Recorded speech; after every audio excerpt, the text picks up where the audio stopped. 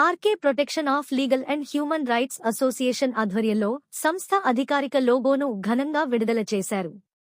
ఈ కార్యక్రమానికి ముఖ్య అతిథిగా సంస్థ జాతీయ అధ్యక్షులు సయ్యద్ అబ్దుల్ కరీం హాజరై లోగోను ఆవిష్కరించి సంస్థ లక్ష్యాలు మరియు భవిష్యత్ కార్యక్రమాలపై ప్రసంగించారు.